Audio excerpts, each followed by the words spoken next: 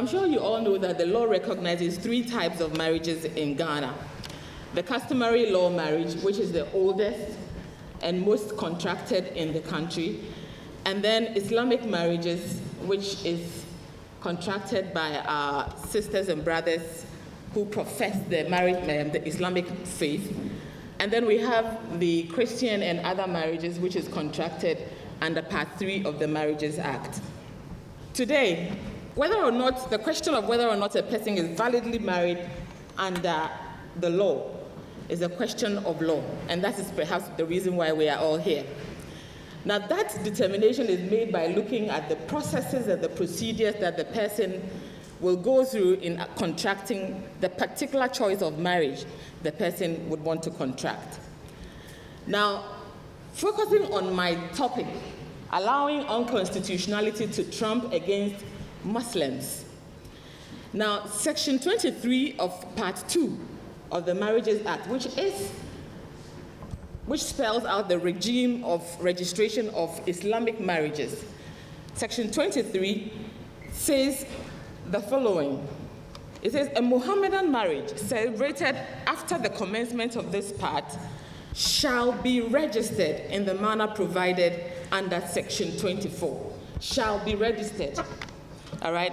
Now, a similar mandatory provision is made of the Muslim under Section 25. It says, a Mohammedan divorce effected after the commencement of this part shall be registered in the manner provided by Section 26. The word used there is shall be registered, shall be registered. Now, if you look at the wording of the provisions I have read to you, you'll find out that the law tacitly admits that the parties who are coming to the law for the purpose of registering the marriage or the divorce, the law acknowledges that these parties are already married. In other words, they have gone through the Islamic prescription of marriage or of divorce. So what you are coming to the law to do is to register what you already have, what is already, how you have gone through already. Nevertheless, the law goes on to spell out the dire effect of non-registration. And you find that under Section 27(1), which is the point of our conversation today. Now, this is what Section 27 says. Now, the caption of that section is marriages and divorces not valid unless registered. 27(1) says, a marriage contracted or divorce effected after the commencement of this part by persons professing the Mohammedan faith is not valid unless registered under this part. So a couple may go through a successful rite of marriage as prescribed by the Islamic faith, and yet by reason of non-registration, their marriage is invalid in the eyes of the law. That's the provision. Parties in the same vein may go through divorce through the prescribed method of divorce under Islam, and yet because they fail to register that divorce, the law holds them as married because they failed to register the divorce. So clearly, the price of not registering your Islamic marriage or its dissolution can be dire. And yet, how many of our Muslim brothers even know of the existence of this law? How many? Very few. There have been times in my practice as a lecturer of the Ghana School of Law, there have been times when I have had Muslim students who were hearing for the very first time about this law. And many times they have been married, but their marriages are unregistered. And then they are asking me, so madam, what am I going to do? I said, look, I'm not the one saying it. The law says if you have not registered your marriage in accordance with the provision of Part 2 of the Marriages Act, the law says that your marriage is invalid. Now, is this discriminatory? My emphatic answer is yes.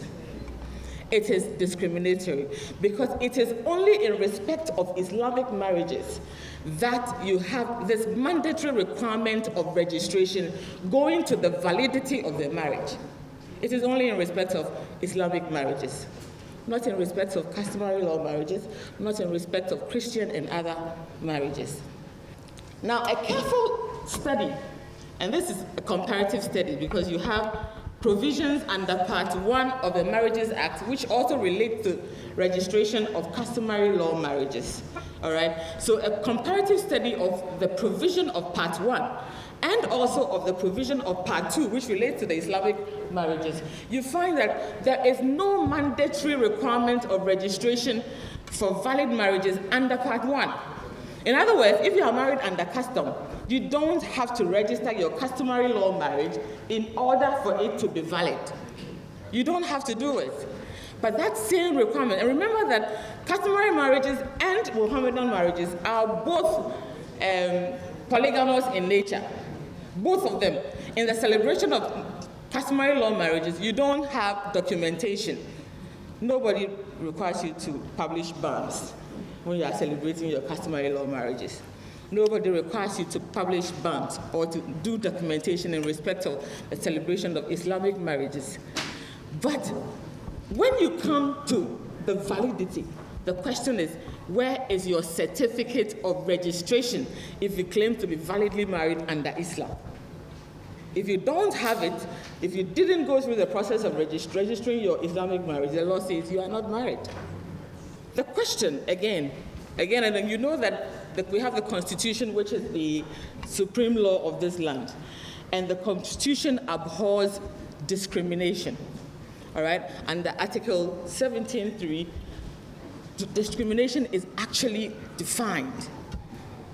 And if I will crave your indulgence to read it, Article 17.3 says the following: for the purpose of this article, discriminate means to give different treatment to different persons attributable only or mainly to their respective description by race, place of origin, political opinions, color, gender, occupation, religion, or creed, whereby persons of one description are subjected to disabilities or restrictions to which persons of other description are not made subject, or are granted privileges or advantages which are not granted to persons of other description.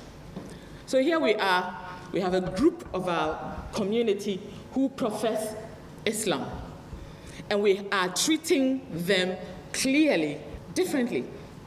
Why can't we treat Islamic marriages as we treat customary law marriages? Now, there's a little context to the laws requiring registration or the laws on registration of customary law marriages. It indeed used to be one which had the same tenets as the laws under Part 2.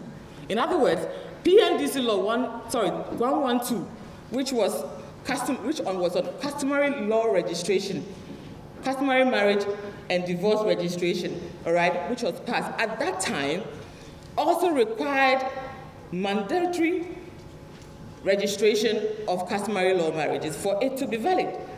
At that time, when it was passed in 1985, PNDC Law 112. And it was mandatory for customary law marriages to be registered before they were valid. Now, it became very clear as soon as the law was passed that a lot of people who were validly married, otherwise validly married under custom, had their marriages rendered invalid for non-registration. And so in 1991, the lawmakers found the need to amend PNDC Law 112 by passing PNDC Law 263 to amend the 112. And then they made registration of customary law marriages permissive. You don't need to register your customary law marriage for you to achieve validity of same. Why can't we do the same with the provision under Part 2 of the Marriages Act?